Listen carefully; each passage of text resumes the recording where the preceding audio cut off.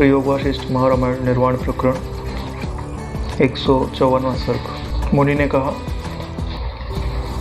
हे व्याध, इस प्रकार निर्णय करके मैं इस दृश्य में संताप रहित, वीतराग, शंका रहित, अहंकार रहित, निर्वाण अर्थात मुक्त स्वरूप होकर स्थित हूँ। जैसे कि हमें पता है कि मुनि और व्याध का संवाद चल रहा है, जहाँ मुनि ने व्याध को जगाने के लिए उनको कैसे स्वरूप का बोध हुआ, कैसे वो स्वरूप में स्थित हुए, इसका उन्होंने वर्णन किया है। और जब उन्होंने वर्णन किया तो उन्हें अपना जो स्वरूप है वो भली भांति याद आ गया है। और जब उनको स्वरूप अपना भली भांति स्मरण में आया है तो वो उसका पुनः वर्णन करते हुए कहते हैं कि जब मैंने स्वरूप का ठीक ठीक निर्णय किया और उसमें विश्राम पाया तो मुझे यह अनुभव हुआ कि यह जो समस्त दृश्य है उससे मैं, उसके संताप से मैं पूर्णतः रहित हूँ। अभी ध्यान से देखिए, आप अपनी चेतना को स्थिर करके देखिए, उसमें जो दृश्य का ग्रहण है वही ताप उत्पन्न करता है। दृश्य को एक बार उसका अत्यंताभाव करके ध्यान से वहीं पर स्थित होकर के रहिए तो जो आपके स्वरूप की स्वाभाविक शांति है, स्वाभाविक प्रसन्नता है, सो उभर आएगी। एक बार अगर वह उभर आई तो फिर दृश्य के होने पर भी जो संताप है वो आपको संताप नहीं लगेंगे। और जब ऐसे स्वरूप का अनुभव हो जाता है तब आप वीतराग हो जाते हो। क्योंकि राग का कारण क्या है? भाई भीतर में कंगाली है तभी तो बाहर कमाने गए। जिसके घर में पारस पत्थर होता है वो मजदूरी करने थोड़ी न जाता है। जिसके घर में कल्प वृक्ष हुए है ना, वो दूसरे के यहाँ नौकरी करने क्यों जाएगा? जिसके हृदय में आनंद का झरना बह रहा हो वह पानी के लिए तालाब आदि की खोज नहीं करता। हंसा पाया मान सरोवर, ताल तलैया क्यों तोले। हीरा पाया गांठ गठाया, बार बार फिर क्यों खोले। जब वो प्राप्त हो जाता है तो जो संपूर्ण दृश्य है उसके ताप से वह सर्वथा मुक्त हो जाता है, वीतराग हो जाता है, शंका रहित हो जाता है। यानी उसे अब कोई शंका नहीं रही, मैं दृष्टा हूँ कि दृश्य हूँ, ज्ञान रूप हूँ कि अज्ञान रूप हूँ। इन सारे संदर्भों में कि अब मुझे कभी बंधन तो नहीं हो जाएगा, मैं मुक्त तो हुआ हूँ कि नहीं हुआ हूँ, या फिर कभी मुझे बंधन हो जाएगा आगे जा कर के, लोकांतर में जाना पड़ेगा, या मेरा क्या होगा आगे जाकर, भविष्य में क्या होगा, शरीर में व्याधि आ जाएगी तो मेरा क्या होगा, परिवार नष्ट हो जाएगा तो मेरा क्या होगा, मुझे यमलोक में यातनाएं दी जाएंगी तो मेरा क्या होगा। जितने प्रकार की शंकाएं हैं वो सब की सब समूल नाश हो जाती है, नष्ट हो जाती है। क्यों नष्ट हो जाती है? चलो मान लो तुम एक अंतःकरण में अगर अपने आप को मानते हो तो चलो तुमको उठा के स्वर्ग में रख दिया गया। लेकिन अगर तुम सर्वात्मा हो तो नरक में कौन है इस समय जो जलाया जा रहा है? तुम ही तो हो, तो तुमको दुख भी तो होना चाहिए। तुम्हारी दृष्टि में क्या होता है कि न स्वर्ग है न नरक है, न बंधन में डालने वाली कोई वस्तु ही है, एक ही आत्मा जो का त्यो स्थिति। नहीं, नरक का अस्तित्व जब तुम्हारी सृष्टि से गायब हो गया तब अब नरक का भय नहीं तो अगर नरक बना है, स्वर्ग बना है, देश देशांतर लोक लोकांतर बना है तो भय भी बना रहेगा। भाई आपने पुण्य कर्म किए, कल को खत्म हो गए, फिर से परंपरा चालू। इसके लिए क्या निश्चय होता है? एक परमात्मा के सिवाय कुछ नहीं है, एक आनंद सत्ता ही है। यह जो दृश्य की मांग है उसको छोड़ना पड़ता है, आसक्ति है, सत्यता है। कोई बहुत बड़ा पुरुषार्थ नहीं है, मतलब बहुत बड़ी तपस्या नहीं करने जाना है, लेकिन अपनी ही मनोवृत्तियों को छोड़ने का सामर्थ्य तो अर्जित ही करना पड़ेगा। शंका रहित हूँ। शंका क्यों नहीं है? क्योंकि हस्तमलकवत अनुभव है, विचार के द्वारा, विश्रांति के द्वारा। अहंकार रहित हूँ, यानी आकार से जुड़ने की जो मेरी गलती थी ना, वो समाप्त हो चुके हैं। अब उस अहंकार से जुड़ने की जो गलती है, उसके समाप्त होने में कारण क्या है? स्वयं का पुरुषार्थ, गुरु का अनुग्रह, शास्त्रों की कृपा। गुरु मिल गए तो गुरु के साथ ईश्वर की कृपा तो अपने आप आ ही जाते हैं। निर्वाण रूप से स्थित हूँ, यानी मेरा ही नाम मुक्ति है। मैं मुक्त नहीं होता, मेरा ही नाम मुक्ति है। मैं परम पद को प्राप्त नहीं होता, मेरा ही नाम परम पद है। सब लोग मेरी ही कामना करते हैं। जो कुछ भी आप कर रहे हैं ना, उससे थोड़ी देर के लिए ठहर जाइए, देखिए तो सही कि जिसको ढूंढने के लिए आप भटक रहे हैं, कहीं वो आपको प्राप्त तो नहीं है। पता चला चश्मा ऊपर चढ़ा लिए और पूरे घर में चश्मा ढूंढ रहे हैं, आँख के ऊपर है ना। यहाँ चश्मा रख लेते लोग और ढूंढते रहते हैं। कई बार ये माला है, पीछे की तरफ चली जाती है और फिर लोग बोले गले में माला, ऐसे देखते माला नहीं है, ढूंढते रहते। प्राप्त है, हम अप्राप्त जान के उसको कुछ परिस्थितियां निर्माण करके बनाना चाहते हैं। कंडीशन मत डालिए, अभी आप मुक्त हो। बस शरीर से तादात्म्य छोड़ दीजिए, छोटा छोटा है, खाली आप ठहर जाइए। थोड़ी सी इच्छाओं को उसमें से खींच लीजिए। भले इच्छाएं ना मान रही हो तो बोलो 2 घंटे का टाइम देते, 2 घंटे बाद 2 घंटे तो मस्त रहेंगे। किन प्रकार है, एक बार ललक लग गई तो चित्त वहां जाएगा ही जाएगा। अद्वैत होने के कारण ना मेरा कोई आधार है, ना मैं किसी का आधार हूँ। क्या बात है, ये सर्ग पढ़ोगे ना दिल बाग बाग हो जाए। क्या वर्णन किया है स्वरूप का। अद्वैत रूप होने के कारण ना मैं किसी का आधार हूँ, ना कोई मेरा आधार है। जैसे ये बोला जाता है ना कि मैंने संपूर्ण जगत को धारण कर रखा है, ये तो तब बोला जाता है जब तुमको ब्रह्माकार वृत्ति बनानी है। नहीं, तुमको जगत भी अनुभव में आ रहा है और तुम भी अनुभव में हो। गहरे जाओगे तब तुमको पता चलेगा। तुम्हारे सिवाय कोई दूसरा हो है, हाँ, तब तो तुम किसी के आधार बनो, कोई तुम्हारा आधार बने। एक ज्ञान सत्ता के सिवाय किसी और का होना संभव ही तो नहीं है। एक सत सत्ता के सिवाय और किसी का होना संभव ही तो नहीं है। अभिमान रहित हूँ। अभिमान रहित का मतलब कोई लिमिटेड वस्तु नहीं हूँ मैं, जिसका कोई लिमिट हो, एक्सपायरी डेट हो। जैसे शरीर की एक्सपायरी डेट है ना, तो मेरी कोई एक्सपायरी डेट नहीं है। ना देश की दृष्टि से, देश की दृष्टि से एक्सपायर हो जाता है ना 3.5 हाथ, उसके बाद तुम खत्म। बोले ऐसे देश की दृष्टि से मैं एक्सपायर नहीं होता, काल की दृष्टि से एक्सपायर नहीं होता, वस्तु की दृष्टि से भी एक्सपायर नहीं होता। वह मेरा स्वरूप है नारायण। इसलिए मैं अभिमान से रहित हूँ, आश्रय विहीन हूँ, सबको आश्रय देने वाला हूँ, मुझे आश्रय देने वाला कोई नहीं। निज चित स्वभाव में स्थित हूँ, यानी मैं स्थित कहाँ हूँ? अपने ही ज्ञान स्वभाव में।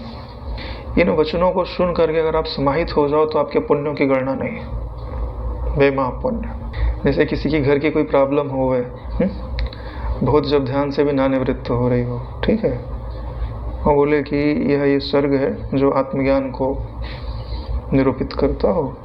बोले कि रोज पढ़ूंगा और शांत रहूंगा 3 घंटा रोज, 21 दिन करूंगा, संकल्प करके करे, देखो उसकी प्रॉब्लम हल 21 दिन पूरा होते होते उसके पहले हल हो जाएगी। बड़ा ब्रह्मास्त्र है।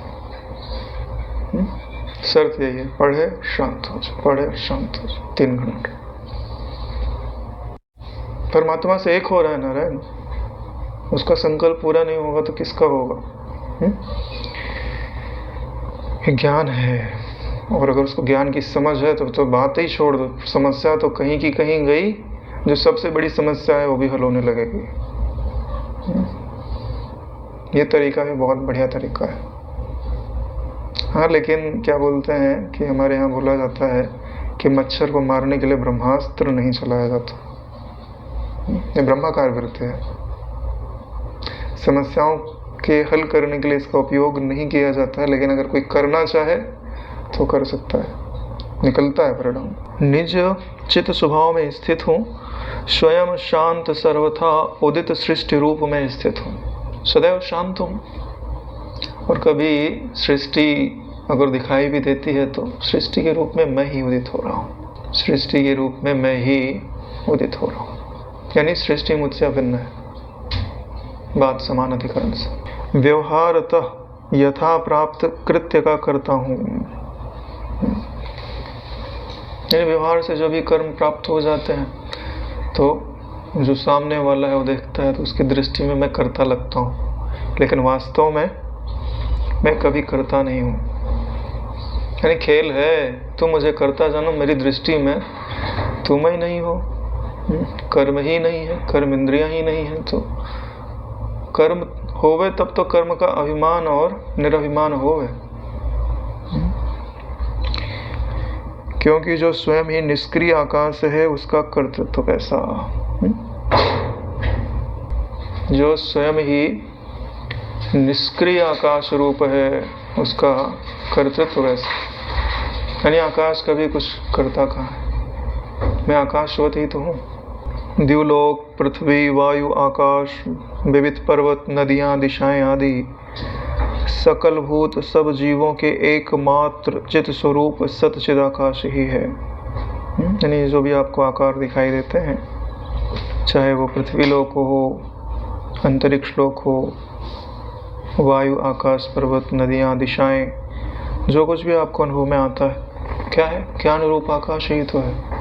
नेत्र वृत्ति जागृत होती है तो आकार दिखाई देते हैं, नेत्र वृत्ति को समेट लो तो सिद्ध आकाश के सिवाय क्या है, मनोराज्य ना करो तो। इतना सरल है ज्ञान पाना, तो बहुत बड़ी बात नहीं है। बड़ी बात क्या है, अपनी आदत बदलना।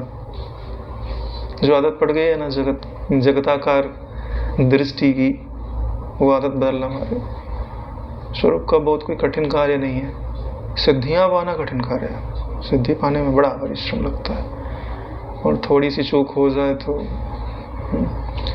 बना बनाया खेल बिगड़ भी जाता है, क्योंकि यह उपलब्ध है ना। जैसे आकाश को आकाश जानना है तो कोई परेशानी नहीं है, लेकिन अब उसी आकाश में घड़ा बनाना है तो मिट्टी लाओ, चाक लाओ, विद्या सीखो कैसे बनाया जाता है, बनाओ, फिर उसको पकाओ, और फिर पकाने पे भी सदा तो रहेगा नहीं।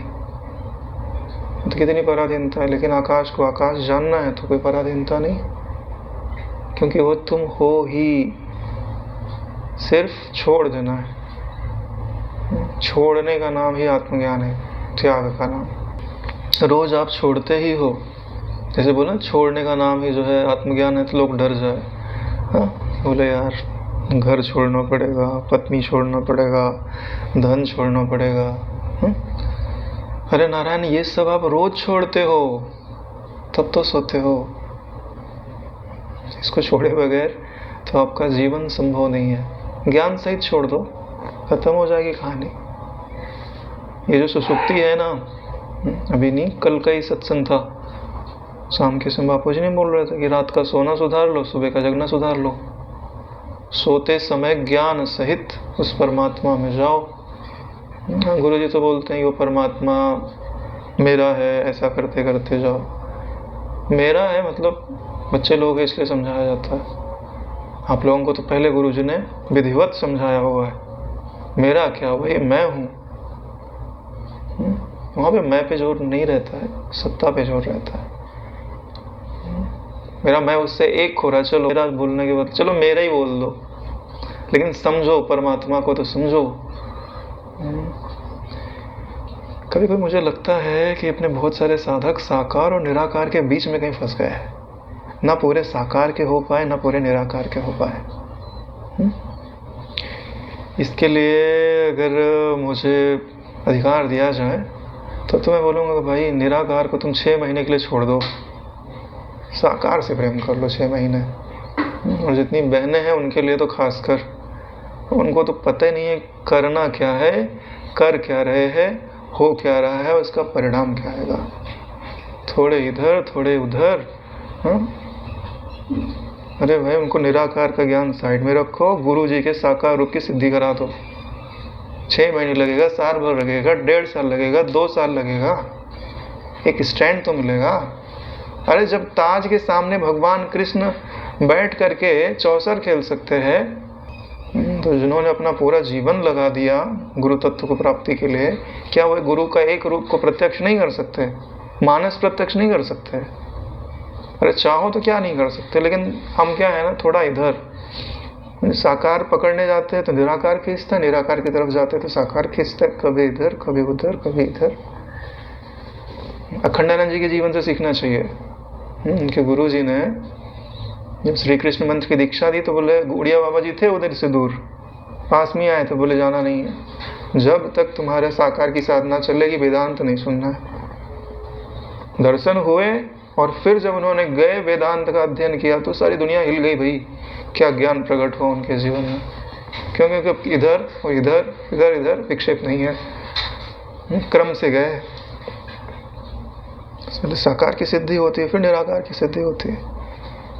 नहीं तो एक बार निराकार में तुम गति कर ले जाओगे और फिर तुमको सेटिस्फैक्शन नहीं होगा, तो तुमको वापस साकार की उपासना करनी पड़ेगी या साकार मिश्रित उपासना करनी पड़ेगी। नहीं तो आपको ऐसा लगता रहेगा कि मेरी जो वृत्ति है वो स्थिर नहीं हो रही है, आनंद नहीं आ रहा है। समझता तो हूँ मैं, हे व्याध मैं शांत हूँ, चारों ओर से आनंद सागर में मग्न हूँ। जब बोध प्राप्त होता है तो चारों तरफ शांति का साम्राज्य है। जिस आनंद के लिए हम लोग भिक्षा मांग रहे हैं विषयों से, कड़म भर भी प्राप्त नहीं होता, उसका समंदर प्राप्त हो जाता है, यानी अनंत। जब ऐसा प्राप्त हो जाता है तभी आत्म तृप्ति घटित होती है। दुख संपर्क शून्य मैं केवल आत्म सुख में स्थित हूँ, यानी दुख का नामो निशान नहीं है।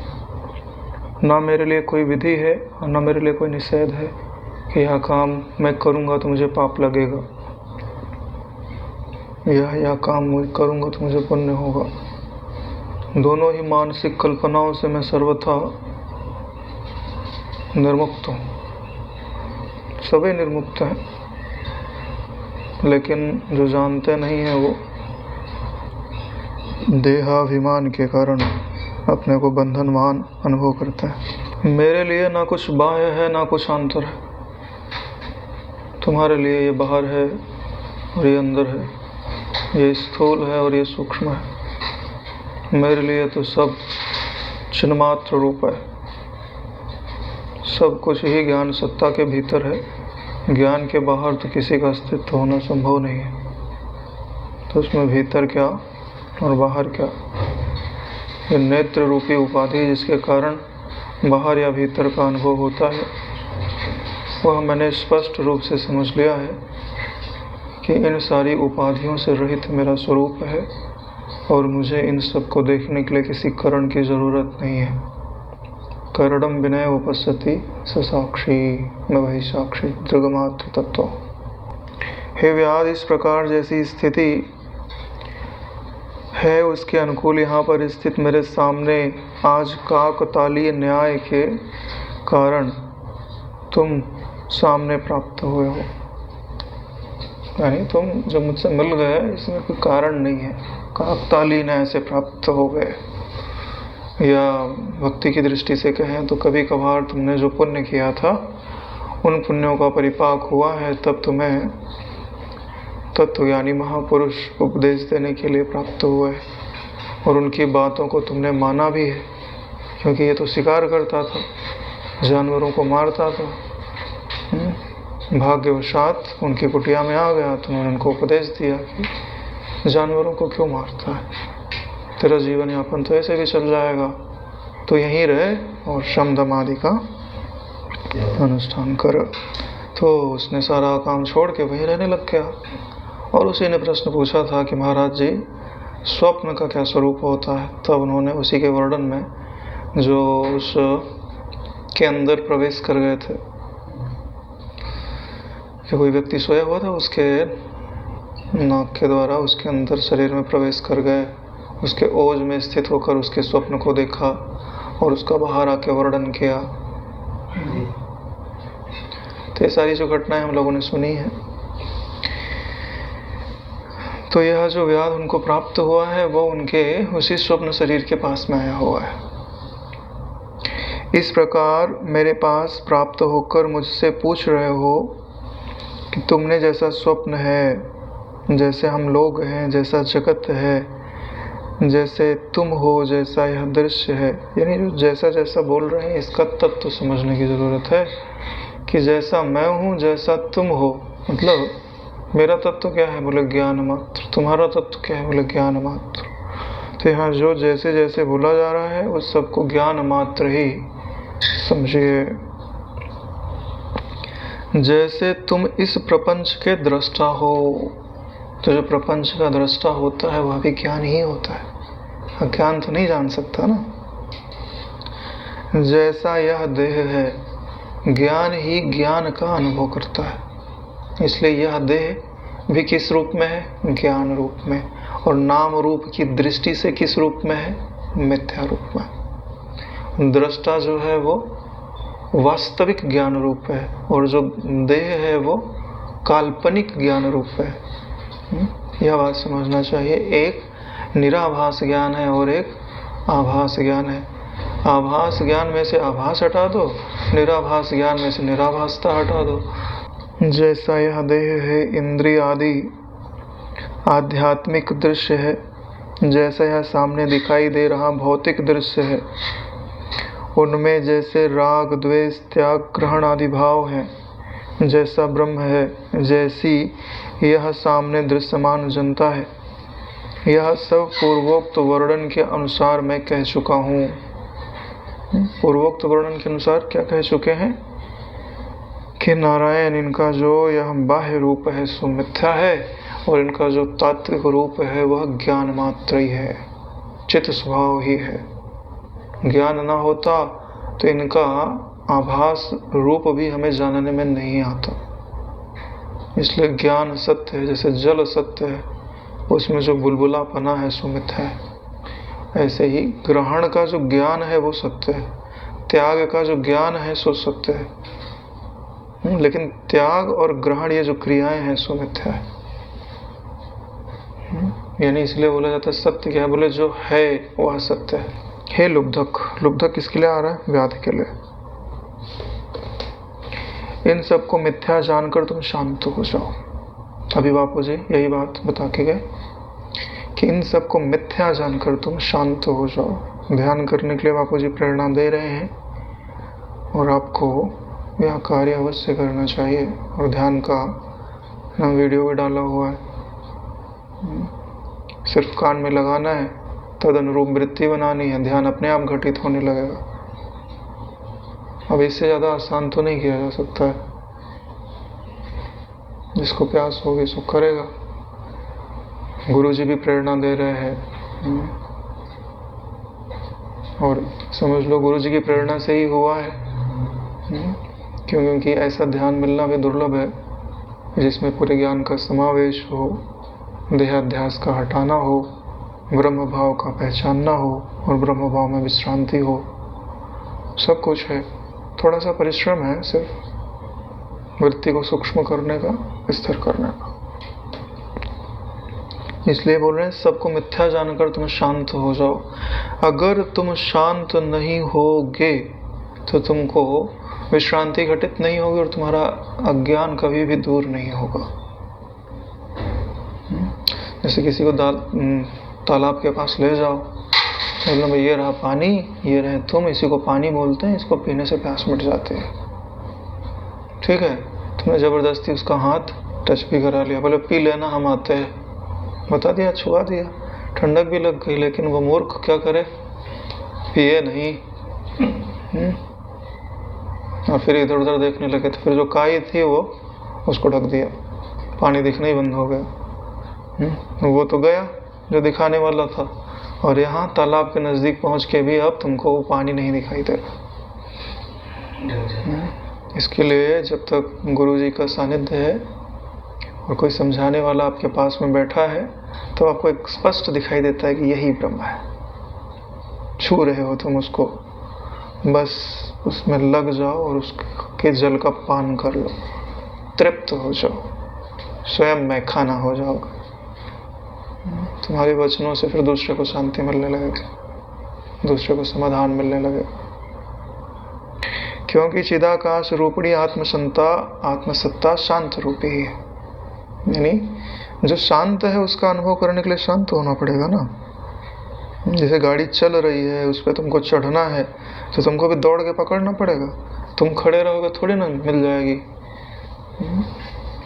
तो जो वस्तु जैसी होती है उस पर आरोहण करने के लिए वैसा ही करना पड़ता है।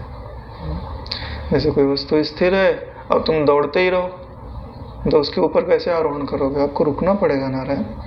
आत्यांतिक दृश्य शांति ही आत्म शांति है। आत्यांतिक दृश्य शांति ही आत्म शांति है। खाली दृश्य की शांति तो करनी है, और क्या करना है? उसके लिए क्या करना है? कुछ नहीं। धारणा का अभ्यास करिए थोड़ा सा, और आपको सोने की आदत तो है ही। ध्यान में अपने चित्त को सुला दीजिए, खुद मत सोइए, की शांति हो जाएगी। फिर जो शांति बचती है सो अपना स्वरूप है।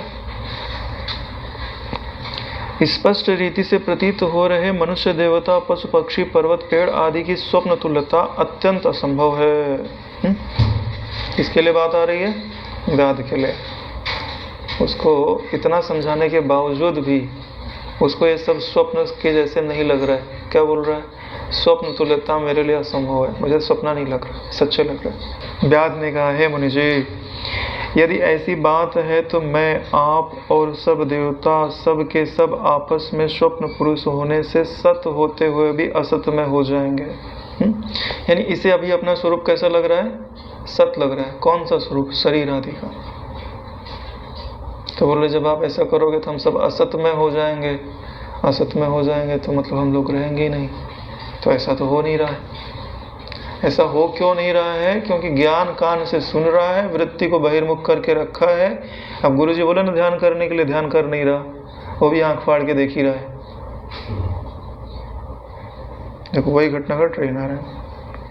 अगर वो शांत हो जाता तो इसको जगत सपनावत रखता है। तुम लाख बोलो ये जगत सपना है, सपना है, सपना है, बोलने से थोड़ी सपना हो जाएगा। उसका तदात्म में छोड़ना पड़ेगा, भीतर खड़ा होना पड़ेगा, तब तुमको लगेगा। जैसे प्लेन के अंदर चले जाओ, तुम बैठ जाओ, तुमको पता भी नहीं चलेगा प्लेन चल रहा है कि नहीं चल रहा है। प्लेन से उतरोगे फिर देखोगे अरे ये तो प्लेन बदल रहा है, तो चला गया। प्लेन में बैठे रहोगे तो प्लेन का कभी अभाव होगा? प्लेन से उतरोगे तब प्लेन का अभाव होगा ना। मुनि जी ने कहा, हे व्याध, आप समझाते हैं फिर से उसको, जैसा तुम कहते हो वैसा ही यह सब परस्पर स्वप्न के समान स्थित है।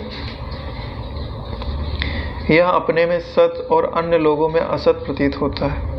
यानी मैं तो हूँ, हो सकता है कि दूसरे ना हो।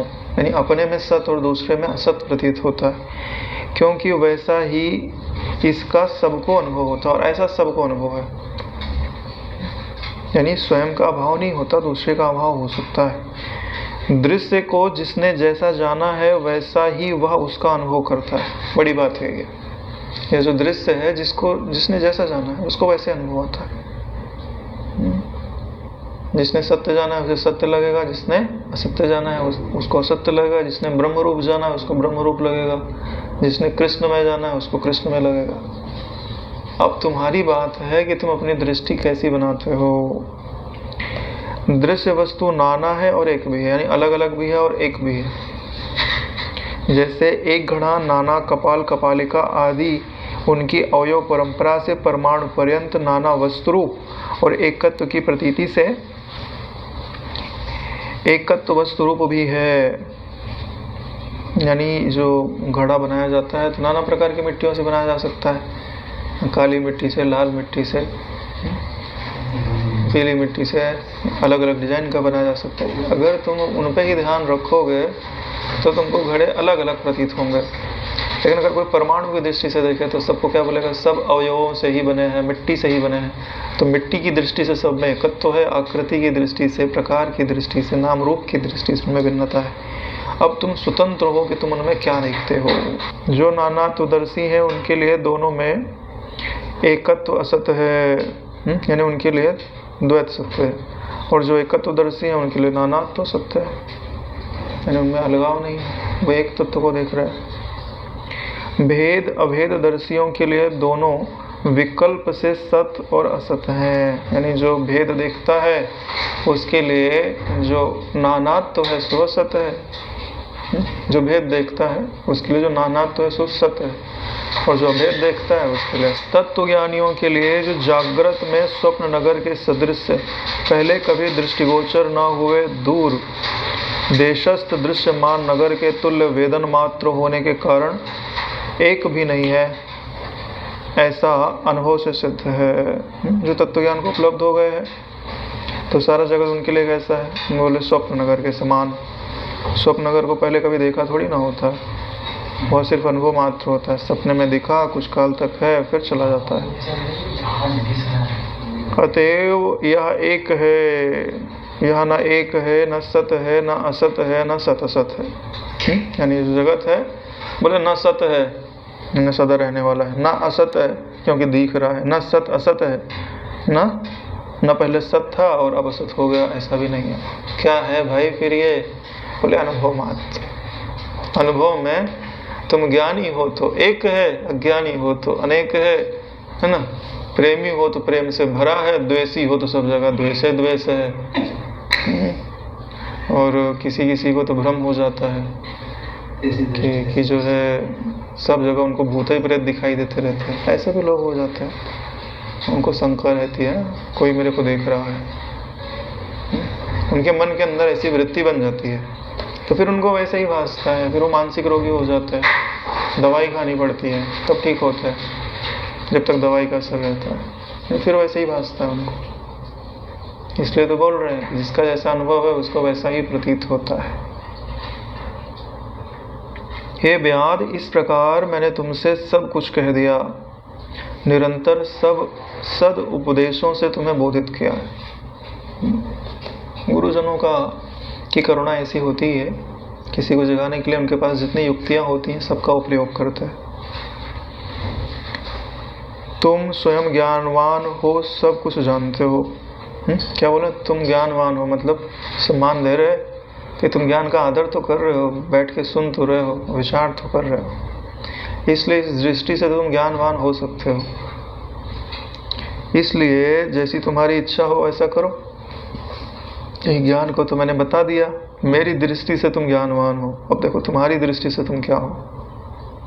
हे व्याध, प्रकृष्ट बोध वाले, यद्यपि इस प्रकार तुम पूर्ण रूप से बोधित हुए, यानी समझाने की दृष्टि से तुम पूर्ण तत्व को मैंने तुमको बता दिया, तथापि देखो इसके आगे, हाँ मतलब किसी को मारना होता है ना तो पहले सहलाया जाता है, चोट कम लगे।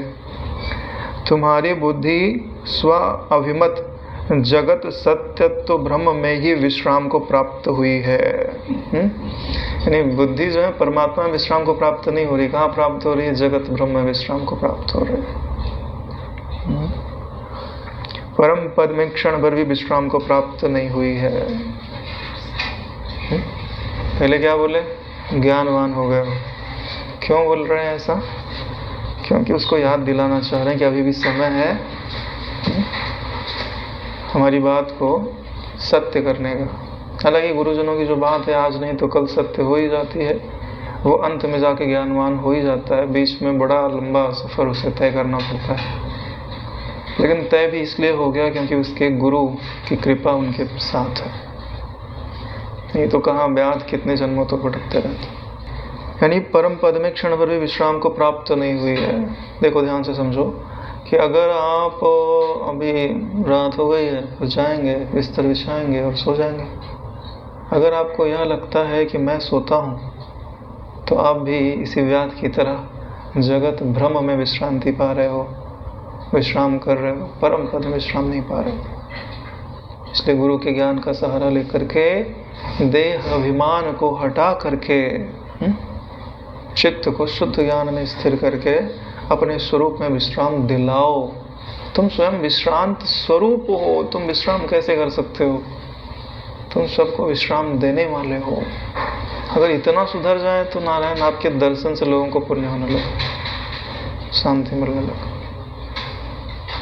गुरु जी ने हम लोगों के लिए कितना आसान कर दिया, बहुत आसान कर दिया, लेकिन उनकी बात को यथावत समझने वाला चाहिए, क्योंकि तत्व ज्ञान की बात आएगी फिर इधर उधर की बात भी आएगी। अब तुम तत्व ज्ञान की बात पकड़ते हो कि उसके बाद फिर से दूसरी बात पकड़ लेते हो। अरे भाई, हाथ में हीरा आए तो हीरा लेके चल देना चाहिए, ठीक है? फिर वो हीरा आया और रख दिया और फिर से कोयले में खोद रहे, पता चला वो हीरा कोयले में फिर से दब गया। यह बोध अभ्यास द्वारा अत्यंत परिपक्व हुए बिना हृदय के अंदर वैसे ही प्रविष्ट नहीं होता जैसे जल धारण कार्य के निमित्त छीलने तराशने आदि से निर्मित कमंडलों के आकार में परिणत हुए बिना काठ के अंदर जल प्रविष्ट नहीं होता।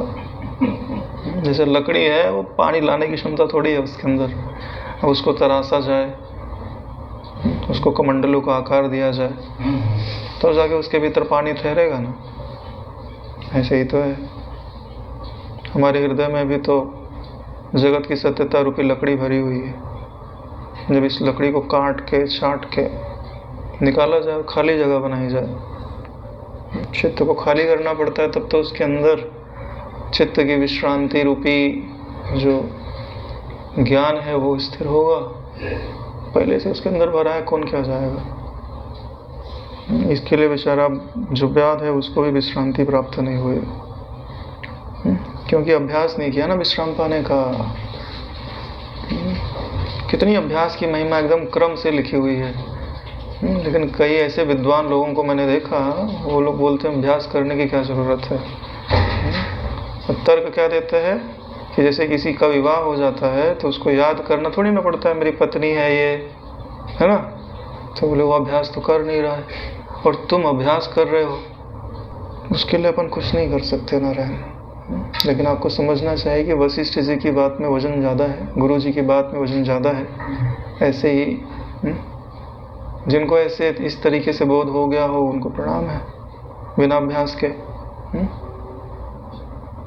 शायद उन्हें विश्रांति नहीं चाहिए होगी, सिर्फ ये समझना होगा कि मैं ब्रह्म हूँ, तो वो सदैव ये समझेंगे कि मैं ब्रह्म हूँ। लेकिन ब्रह्म होने का उन्हें फ़ायदा कभी प्राप्त नहीं होगा, क्योंकि ब्रह्म में बिना मन के मिटे, है ना, न ब्राह्मी शांति का अनुभव होता है, न वह ब्राह्मी निर्भयता का अनुभव होता है, न ब्रह्मानंद का अनुभव होता है, न अद्वैत निष्ठा ही प्राप्त होती है। ये तुम्हारा मन उपशम को प्राप्त नहीं होगा। तुमने सिर्फ समझा भर है कि यह जो तत्व है वो सो ब्रह्म है। जैसे लड़की की फ़ोटो दिखाई जाए और उससे बोले कि ये लड़की है, विवाह कर लो, फ़ोटो लेके फेरा घूम लिया, हाँ बोले कौन सी पत्नी, बोले यही। उस पत्नी का होने का तुमको कोई फ़ायदा नहीं है नारायण। वो फ़ोटो से थोड़ी होता है, बुद्धि में ज्ञान रखने से वो घटना नहीं घटित होती। न वीरतो दुश्चरितात् न शांतो न समाहितः न शांत मनुष्यो वापि प्रज्ञाने न हीनम आपनुयात्। दोनों बातें हैं। अरे जो समाहित चित्त नहीं होता, केवल बुद्धि के विचार के बल से उसको प्राप्त थोड़ी कर सकता है। इसके लिए दोनों चीज़ जरूरी है। यानी एक बार स्वीकृति हो गई तो स्वीकृति कभी जाती ही नहीं है, और उसके लिए अभ्यास की जरूरत भी नहीं है। लेकिन नारायण, उस स्मृति के साथ में मन का अमन हो जाना भी जरूरी है, नहीं तो स्मृति कोई काम की नहीं। तुम दुखी होते रहोगे, तुम सुखी होते रहोगे, तुम बंधन में बांध के खींच के ले जाते हुए दिखाई दोगे। क्यों? क्योंकि तुम अंतःकरण से जुड़े हो, तुम्हारा अंतःकरण अभी तक बाधित नहीं हुआ है। तुम समझ रहे हो ना कि अंतःकरण है, मैं अलग हूँ, मैं साक्षी मात्र दृढ़ मात्र तत्व हूँ, लेकिन अंतःकरण में इच्छाएं है ना, तो इच्छाएं तुमको बांध के ले जाएंगी। क्यों? क्योंकि तुम्हारा ये आभास ज्ञान है, वास्तविक ज्ञान नहीं है। लेकिन अगर अपनी बुद्धि के विचार से बात समझ में आ जाए तो अच्छी बात है। अगर कोई दूसरा व्यक्ति समझाएगा तो तुम उसकी बात मानोगे नहीं। सर व्यक्ति का अपना अपना अभिमान होता है। और कभी कभार गुरुमुख से भी ऐसा सुनने में आ जाता है, गुरुजी ने बात बताई हुई है, याद थोड़ी ना करना पड़ता है। लेकिन भाई वो किस दृष्टि से बताई है? स्वीकृति की जो महिमा है उसकी दृष्टि से बताई हुई, अभ्यास का निषेध करने के लिए नहीं बताया हुआ। लेकिन कोई इसका बहाना लेके अभ्यास ही ना करे, और देखो संसार का अभ्यास वो कर रहे हैं, लेने का, देने का, खाने का, पीने का, देह अभिमान में रहने का अभ्यास कर रहे हैं, लेकिन ब्रह्म अभ्यास नहीं करेंगे। जैसे किसी की स्मृति कमजोर हो गए, ठीक है, और उसके 10-15 पत्नियां हो गए, और जो रोज रोज आवे सामने, उसको लगे यही मेरी पत्नी है, बाकी दूसरी कोई पत्नी ही नहीं है। 15-20 वृत्तियां तुमने बना के रखी है अपने हम की। अब खुद ही भूल जाता है किसको स्वीकृति दिया है, किसको स्वीकृति नहीं दिया है। इसके लिए ना सब वाक्यों का अर्थ बड़ा सटीक लगाना चाहिए। हालांकि एक बार स्वीकृति हो गई ना तो उसको याद नहीं करना पड़ता, दृगमात तत्व में कभी भूलता ही नहीं है, हर सदा अनुभव बना रहता है। लेकिन उसके साथ मन का उपशम होना अनिवार्य सत्य है, तब आपको उसका पूरा बोध प्राप्त होगा। नहीं तो ज्ञान बंध की श्रेणी में आप आ जाओगे। ज्ञान आपको मुक्त नहीं करेगा, बंधन में डाल देगा। क्योंकि यहाँ गुरुजनों ने इसी तो बोला हुआ है, अभ्यास के बिना चरम विश्रांति की सिद्धि नहीं होते। एकमात्र गुरु और शास्त्र के सेवन रूप अभ्यास से बोध के परम पद में विश्रांत होने पर, द्वैत और अद्वैत दृष्टियों की शांति होने पर चित्त ही निर्वाण कहा जाता है। ब्रह्म का निर्वाण थोड़ी ना होता है, चित्त का निर्वाण होता है नारायण। चित्त ही निर्वाण शब्द से, परम पद शब्द से कहा जाता है। कब कहा जाता है? जब गुरु और शास्त्र का भली भांति सेवन किया जाता है, अभ्यास किया जाता है। गुरु नहीं होते तो शास्त्रों का जो वास्तविक तात्पर्य है तुम्हें कभी समझ ही नहीं आता, सवाल ही नहीं है। अंदर अभिमान और मोह से रहित जिसको तत्वबोध हो जाता है, उसके न अंदर अभिमान रहता है न मोह रहता है। बाहर संग दोषों पर विजय पाए हुए, बाहर के संग दोषों पर विजय कैसे पाया जाता है? असंगता रूपी शस्त्र से। असंग शस्त्रेण दृढ़ेन चित्वा। अंदर और बाहर नित्य आत्मा में लीन रहता है। बोले अंदर भी आत्मा में लीन रहता है और बाहर भी आत्मा में लीन रहता है। बोले अंदर लीन रहता है सो तो समझ में आता है, बाहर लीन रहता है वो कैसे? अब देखिए, पहले समझिए, आत्मा में बाहर भीतर होता है क्या? दृश्य का अत्यंत अभाव किया हुआ है नारायण। जो दृश्य तुमको अभी मनुष्य दिखाई देता है ना, उनके लिए वो आकृति की एक रंच मात्र आकाश में कल्पना मात्र है, शून्य रूप। जैसे पर्दे पर प्रोजेक्टर के द्वारा जो दृश्य बनते हैं ना, उस पर्दे के सामने एक लड़का खड़ा हो जाए, ठीक, और उसके ही शरीर पर भी हाथी घोड़े दिखाई देने लग जाएंगे। उसको क्या दिखाई देगा? ये हाथी घोड़े है, अब अच्छा लगेगा। बोले हाँ ठीक है, ये हाथ करेगा आगे, ये करेगा इधर, खिलवाड़ करेगा। वैसे ही अंदर बाहरनी चाहे दृश्य होवे चाहे दृश्य ना होवे, उसको स्पष्ट अनुभव। चाहे मेरे शरीर पे हाथी घोड़े के प्रोजेक्टर बन रहे हो तो भी मैं वही हूँ, और नहीं बन रहे तो भी मैं वही हूँ। इसी को बोलते हैं बाहर और भीतर स्वरूप में लीन है नारायण। चारों ओर आनंद रूप आत्मा का पूर्ण ज्ञान होने से सकल कामनाओं से विहीन आनंद पूर्ण आत्मा का ज्ञान हो गया तो सारी कामनाएं चली जाएंगी। कामनाएं तो तभी तक है जब तक आनंद तत्व का साक्षात्कार नहीं हुआ। हरे हरे हरे। जैसे अभी शांत है, ब्रह्म का चिंतन किया, शांत है। कभी कोई बोले चलो भाई मूवी देखने ले चलते हो, बोले कहाँ दुख में लेके जा रहे हो? बोले गाँव में ना नौटंकी हुआ करती थी, लोग रात में जाते थे और रात भर नौटंकी देखते थे।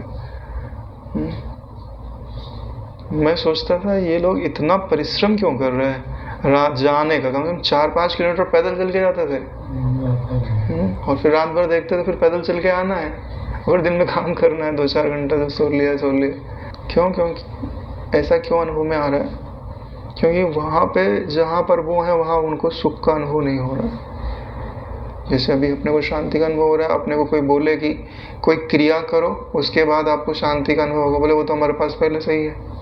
तो इसीलिए कह रहे हैं कि जब पूर्ण आनंद की प्राप्ति हो जाती तो सारी कामनाएं अपने आप शांत हो जाती। प्रिय अप्रिय आदि द्वंद्वों से मुक्त हो जाता है। सुख दुख आदि का भली भांति ज्ञान हो जाता है कि सुख का स्वरूप क्या है और दुख का स्वरूप क्या है। बोले दोनों कल्पित है, न सुख सच्चा है न दुख सच्चा है। सुख और दुख जिस आनंद में प्रतिबिंबित होते हैं वह आनंद सत्तामय है। जब यह सुख और दुख को कल्पित कहा जाता है तो इसमें जो सुख है उसका निषेध नहीं किया जाता। सुखाकार वृत्ति का निषेध किया जाता है या दुखाकार वृत्ति का निषेध किया जाता है। एक बात हमेशा समझ लीजिए कि जो सुख होता है वह आत्मगामी होता है और जो दुख होता है सो अविद्यागामी होता है। यानी तुमको अगर सुख का अनुभव हो रहा है तो इसका मतलब है मन शांत है और आत्मा का प्रतिबिंबन उसमें पड़ रहा है। लेकिन दुख हो रहा है इसका मतलब कुछ न कुछ जगत की सत्यता है, इच्छा है, आग्रह है, दुराचरण हुआ है, उसका फल आया है। वह आत्मा का प्रतिबिंबन नहीं है, वह विक्षेप है। इसके लिए सुख को आत्मगामी माना जाता है और दुख को अविद्यागामी माना जाता है। वह विद्या का अनुगमन करता है और सुख सदैव आत्मा का अनुगमन करता है। इसके लिए कि अगर सुख मिलता है ना, एक सुख, तो सुख का अनादर नहीं करना चाहिए। सुख में परमात्मा को देखना चाहिए कि यही परमात्मा का स्वरूप होता है। एक बार ऐसा प्रश्न किया भी गया था कि जब आनंद का हमें पता ही नहीं है तो हम परमानंद की कल्पना भी नहीं कर सकते। जब हम परमानंद की कल्पना भी नहीं कर सकते तो हम उधर जाएं क्यों? तो फिर तो कोई वस्तु ही नहीं होगी। बोले ऐसी बात नहीं है कि आपको आनंद का थोड़ा सा भी अनुभव नहीं है। विषयों के द्वारा भी जिस आनंद का क्षण भर के लिए भी झलक मिलता है ना, वो स्वरूप का ही है। तुमको गलती से, जैसे कुत्ते को गलती से हड्डी से रक्त आता हुआ दिखाई देता है, ठीक वैसे ही यानी जितना भी सुख तुमको इस दृश्य जगत में भी प्रतिबिंबित दिखाई देता है सो सब स्वरूप का ही होता है। तो उनके द्वारा भी यह अनुमान लगाया जा सकता है कि वास्तविक स्वरूप में कितना सुख होगा। तभी तो चल पाओगे, नहीं तो कैसे चल पाओगे? कैसे पता चलेगा सुख क्या होता है? हाँ, सुषुप्ति में मिलता है, ध्यान में मिलता है। सुषुप्ति का तो याद रहे ना रहे, जगने के बाद थोड़ा अनुभव में आता है, लेकिन ध्यान का तो अनुभव में आता है। लेकिन ध्यान के लिए समय देना पड़ेगा। ध्यान का अनुभव तो 40 मिनट क्रॉस करो उसके बाद थोड़ा थोड़ा अनुभव में आता है, और लोग 40 मिनट से कम ही समय देते हैं। सर्वथा निर्मुक्त तत्वज्ञानी लोग विष्णु भगवान के निर्वाण नामक परम पद को प्राप्त होते हैं। क्या लिखा? सर्वथा निर्मुक्त तत्वज्ञानी लोग, यानी तत्वज्ञान होने पर भी सर्वथा निर्मुक्त होना चाहिए। यानी भली भांति विश्रांति को प्राप्त है, आनंद को प्राप्त है, वासनाएं पूरी तरह विदा हो गई हैं, सारी मान्यताएं गलित हो गई हैं, और जिसका जैसा अर्थ समझना चाहिए उसका वैसा अर्थ हम समझ रहे हैं। पहले जो गुरुजन हुआ करते थे वो अपने शिष्यों से प्रश्न किया करते थे और उसका जो उत्तर तुम देते हो उसी के अनुसार यह परखा जाता था कि इसके चित्त की स्थिति क्या है, कहाँ पे है, और उसी के अनुसार उसे आगे का साधन बताया जाता था। अब दृष्टि न्यायन प्राप्त हो रहा है तो कोई पूछने वाला भी नहीं है, लेकिन कभी कभार हम पूछ ही देते हैं, भाई क्या है, कैसा चल रहा है। तो कहीं ना कहीं से ईश्वर प्रेरणा तो करता ही है। नहीं कर रहा है तो तुम स्वयं से ही पूछ लो और अपने शास्त्रों से, गुरुजनों के जो मुख से सुना हुआ है उससे मैच करा लो कि भाई अपने चित्त की स्थिति क्या, कहाँ पे जा रही है। लेकिन हालांकि गुरु भाई लोग मिलकर चर्चा करते हैं तो बहुत सारी चीज़ों का समाधान हो ही जाता है, जो कि अकेले में कदापि नहीं होता है। यहीं पर 154वां सर्ग समाप्त होता है। यहीं पर आज विश्राम लेता है। ओम कायेन वाचा मनसेन्द्रियर्वा करोमि यद् यद् सकलं परस्मै श्री सद्गुरु अर्पणमस्तु। ओम सहनावतु सहनो भुनक्तु सह वीर्यं करवावहै तेजस्विनावधीतमस्तु मा विद्विषावहै। ओम शांति शांति शांति। श्री सद्गुरुदेव भगवान की जय।